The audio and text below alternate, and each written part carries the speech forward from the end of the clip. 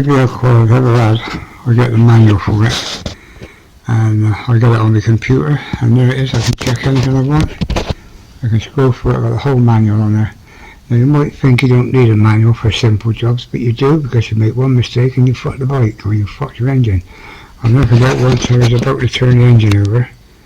I thought, no, I'll check the manual, and the engine said, turn the engine by hand first. And it's just as well I did, because the pin was in the wrong place, and it smashed my engine. So yeah, manual every time.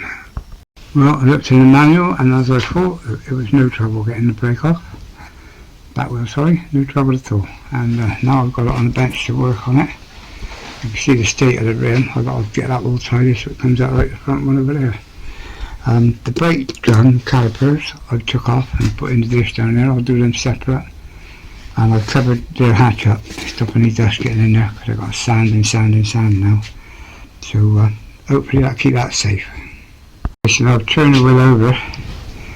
Now I've got to get this big clanger off, so I can get to the wheel and clean the wheel properly. So fingers crossed on that one. Well, I just learned that when I took the cog off and the locking plates, the bolts all fell down inside, but I used my trusted paintbrush to get them back out. Easy enough. There you go. Capture them again, but they'll stay there like that for now while I'm working. Okay, the next job now, same as I had with the front one, is to take the valve out and let the tyre down so I can depress this and put masking tape under there when I spray everything.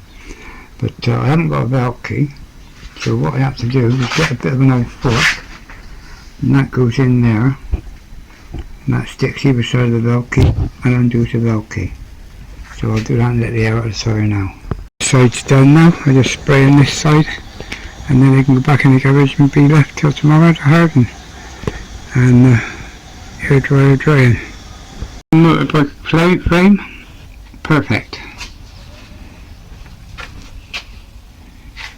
I guess you've heard of no-nails. Well, now you've heard of no paint. Best thing in the world, rust and paint coat and a waterproof coat, Amorite clear rust. There you go.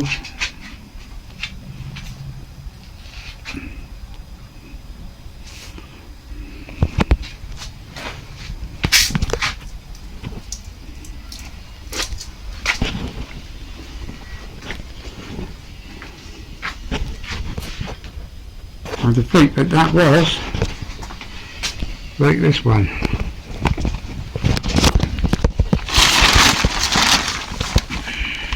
The state of that, but that will come up the same as that in there, like new. The centre part of the wheel, that's the brake disc in there. The arm's black. So after taking the masking tape off, now I've got to demask the other side and put the clanger back on. And the clanger's out there waiting to go back on. That's the back side before I put the clanger on. I'll do that now. There we are. Got the wheel back on, nice and true, square, all the bearings are sound, and it's all in place, dead centre. So thank God that's done. That's what it's like on the other side. There you are. All looking good.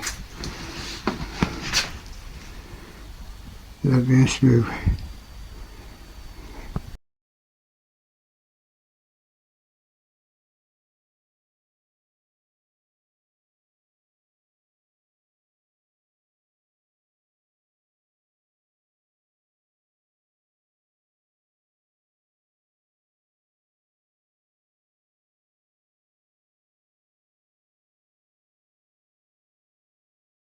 Cut the protector from dust, and I'm here now making a shelf to go on the side of my little unit there that I flop down and come up, so as when I'm working whatever tools I take out can go on here.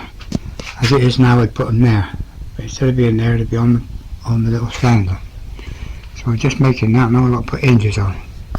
Well, as I said, I was having a break from the welding the bike to that tonight, and I made myself a shelf for the tools to go on, so when I'm working, whatever tools I use on the job can go in there instead of back in the box or on the floor.